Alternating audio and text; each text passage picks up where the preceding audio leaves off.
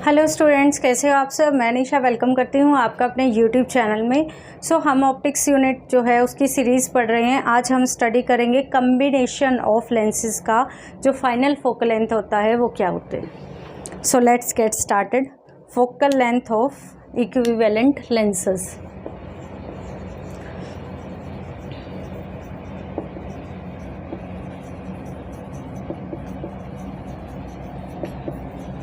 Valent lenses ये important है numerical point of view से। यहाँ से एक न्यूमेरिकल आता ही आता है। ऑप्टिक्स से जो न्यूमेरिकल बनता है वो इसी टॉपिक से बनता है।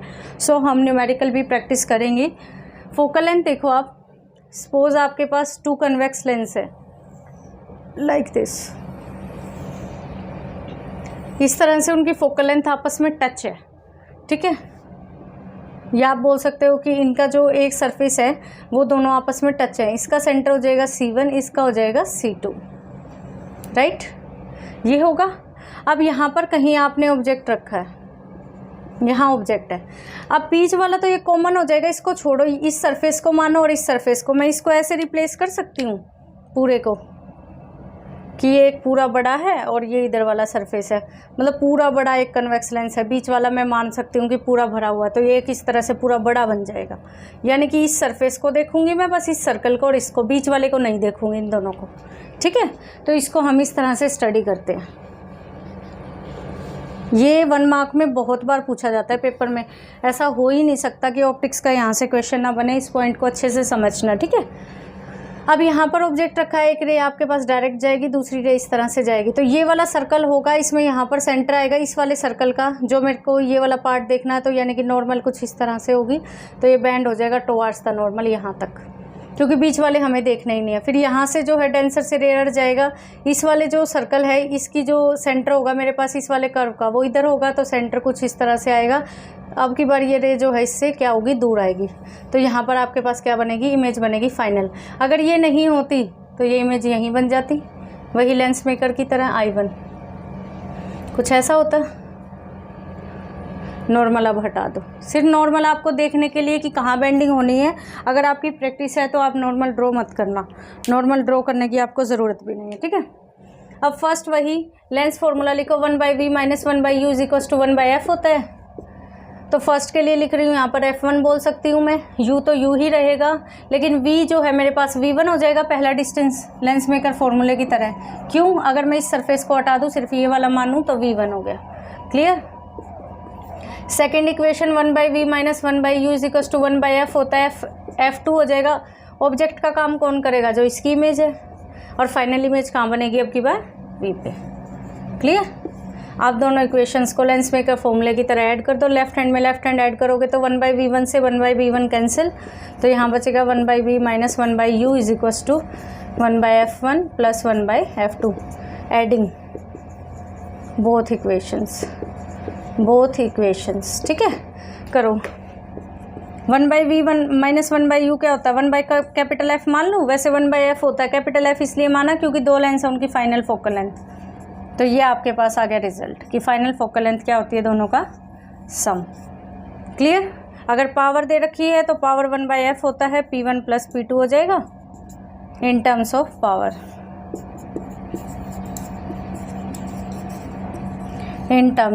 पावर। अब नेक्स्ट आता है हमारे पास, इसी से इक्वेशन स्टार मान सकते हैं इसको। ये तो दोनों कन्वेक्स थे। कन्वेक्स में फोकल लेंथ पॉजिटिव होती है, F1 भी पॉजिटिव होगी, F2 भी। If one lens is convex and second lens is concave. Second case, if first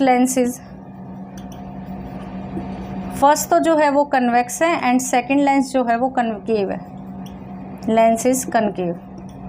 इस केस में मुझे ये बताओ, ये एक्सप्रेशन क्या हो जाएगा, इक्वेशन स्टार क्या बन जाएगी, 1/f = 1/f1 - 1/f2 बन जाएगी। क्यों, क्योंकि जो फोकल लेंथ होगी कनकेव वाले की F2 होगी, वो क्या हो जाएगी, नेगेटिव।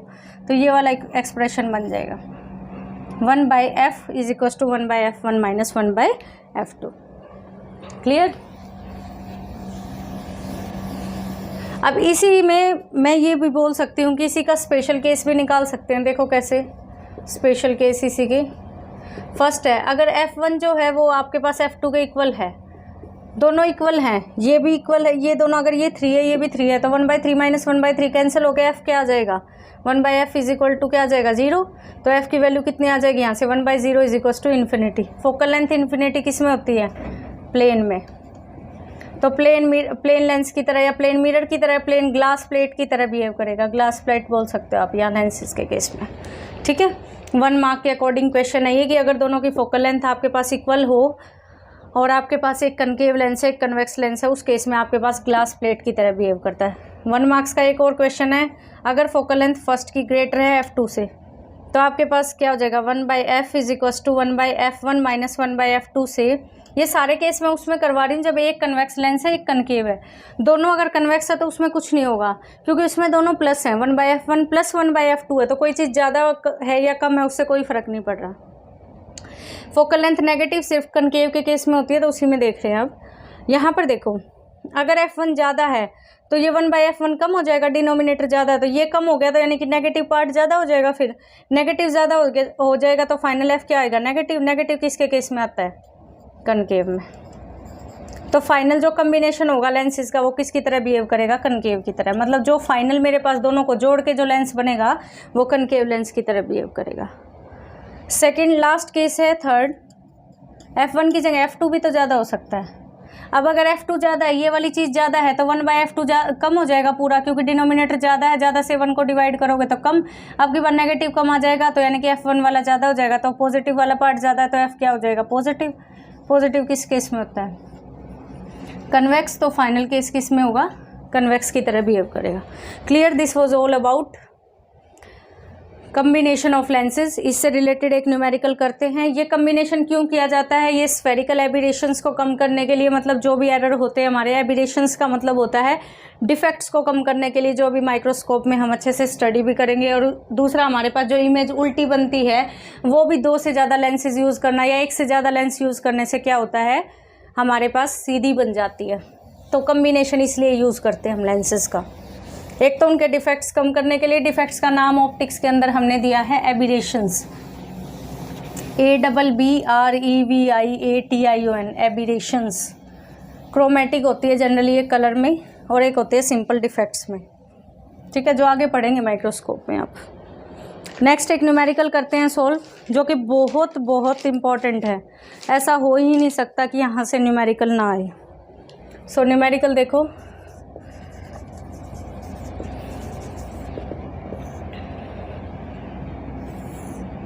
सपोज ये आपके पास एक लेंस है, एक इस तरह से लेंस है, ये 3 लेंसेज का कम्बिनेशन है। पेपर में आपके पास ये तीनों, मेरा जो पेपर हुआ था उस टाइम पे ये लेंस तीनों ऐसे आए थे कन्वेक्स, बस यही चेंज था। उसके बाद जो है चेंज होते जा रहे हैं, कभी प्लेन रखते थे कभी कैसे, तो आपको सिर्फ मेथड आना चाहिए क्या है, ठीक है। इसकी फोकल लेंथ आपको दी है, एनसीईआरटी क्वेश्चन है, +10। इसकी फोकल लेंथ आपको दी है -10। इसकी फोकल लेंथ आपको दी है +30। वैसे भी पता है कन्वेक्स है तो प्लस होगी, इसमें कन्वेक्स है प्लस होगी, इसमें जो है कनकेव हो जाएगा, राइट हैंड साइड कनकेव है तो नेगेटिव होगी। इस प्लेन साइड की फोकल लेंथ जो होती है इन्फिनिटी होती है। क्लियर। अब ये हमसे पूछना चाहता है कि फाइनल इमेज बताओ कहाँ बनेगी। क्वेश्चन पूछ रहा है कि फाइनल इमेज मुझे बताओ कहाँ बनेगी। अगर मेरे पास कोई ऑब्जेक्ट जो है वो 30 सेंटीमीटर आगे रखा है, यहाँ पर इसने यहाँ पर ऑब्जेक्ट रख भी दिया कि ये 30 सेंटीमीटर पे कोई ऑब्जेक्ट रखा है, इससे यहाँ पर ये ए बी कोई भी ऑब्जेक्ट रखा है 30 सेंटीमीटर पे। तो अब मुझे ये बताओ कि फाइनल इमेज कहाँ बनेगी।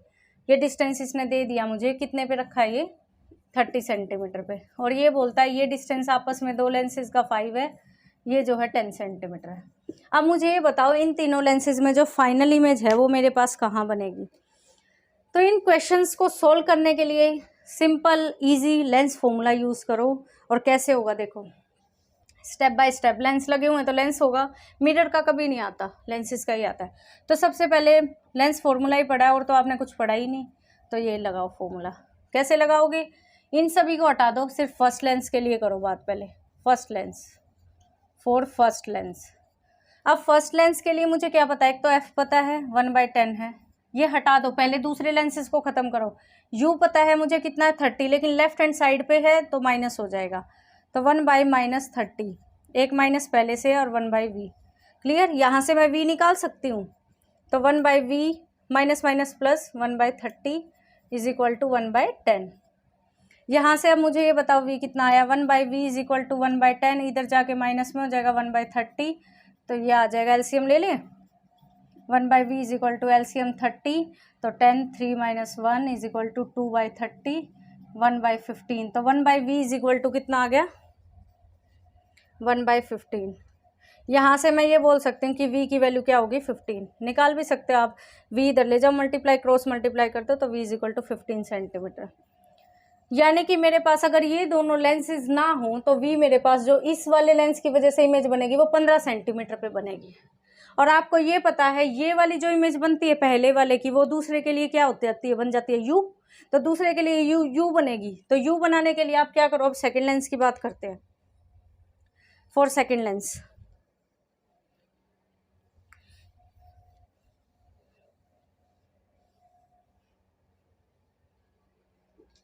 सेकेंड लेंस के लिए u कितना बन जाना चाहिए, मेरे पास 15 बनना चाहिए, क्योंकि ये जो है 15 पे बनेगी। लेकिन पहले वाले से ये कितने डिस्टेंस पे रखा वो माइनस जरूर करना, याद रखना। पहले वाले से जो है मेरे पास दूसरा लेंस 5 सेंटीमीटर की दूरी पे रखा है। इसका मतलब ये है कि जो इमेज बन रही है वो u मेरे पास होगा, वो 15 नहीं होके बल्कि 15 में से वो डिस्टेंस तो माइनस करना पड़ेगा जितने पे वो पहले रखा है, तो यानी कि 10 सेंटीमीटर। इसको मैं u2 भी बोल सकती हूँ, ठीक है, या u2 की लेने की जरूरत नहीं है, कोई नहीं। u बन गया आपकी बार 10, और v कितना है निकालना पड़ेगा, f कितना दे रखा है आपको, -10 दूसरे लेंस के लिए। अब ये वाला भूल जाओ, ये वाला भूल जाओ, सिर्फ दूसरे पे f तो आपको गिवन है, v निकालना है। u की वैल्यू कैसे निकलेगी, जितने डिस्टेंस पे ये पहले वाले से रखा है उसको माइनस कर दो जो पहले वाले में आपने निकाला है, ठीक है। तो यहाँ से 1/v minus 1/u is equal to 1/f लगाएं। 1/v माइनस 1/u कितना हो जाएगा, 10 सेंटीमीटर। 10 सेंटीमीटर हो जाएगा आपके पास, तो u आपके पास अब की बार क्या होगा, 5 सेंटीमीटर आगे रखा है, लेकिन इमेज तो मेरे पास पीछे बन रही है राइट हैंड साइड, मतलब टोटल 15 पे, राइट हैंड साइड 15 पे बन रही है। तो राइट हैंड साइड 15 है, 15 में से 5 इधर वाला माइनस हुआ तो 10 तो बच गया ना भी राइट हैंड साइड में, तो पॉजिटिव होगा यहाँ पर 10। f कितना है, माइनस का 10, ये माइनस का 10 है, उधर आके ये प्लस का 10 हो जाएगा। तो 1/v is equal to 1/10 minus का, ये उधर आके प्लस का 1/10 हो गया, कैंसिल। तो 1/v इज इक्वल टू क्या हो गया, 0। 1/0 इज इक्वल टू v, 1/0 क्या होता है, इन्फिनिटी, तो v की वैल्यू क्या आ गई, इन्फिनिटी। यानी कि अब दूसरे केस में थर्ड लेंस के ऊपर आ जाओ। 2 लेंसेज आपने पढ़ लिए, कैसे पढ़े।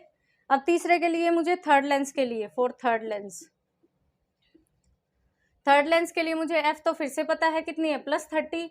v मुझे निकालना होता है, u कैसे निकालोगे, 10 सेंटीमीटर है मेरे पास, v कितना है जो इसके लिए ऑब्जेक्ट बनेगा, यानी कि मेरे पास v जो है इन्फिनिटी है वो इसके लिए ऑब्जेक्ट बनेगा, उसमें से कितना माइनस करना होगा। अब ये दूसरे से कितने डिस्टेंस पे रखा है, 10 पे, तो इन्फिनिटी से 10 माइनस कर दो तो इसका u आ जाएगा, u बन जाता है ना। ये इन्फिनिटी में से कोई छोटी सी चीज़ माइनस करो, इन्फिनिटी बहुत बड़ी चीज़ होती है। आप 10 सेंटीमीटर माइनस करोगे तो भी क्या आएगा, इन्फिनिटी आएगा। इन्फिनिटी में से कभी भी कुछ भी माइनस प्लस करो, इन्फिनिटी ही रहता है।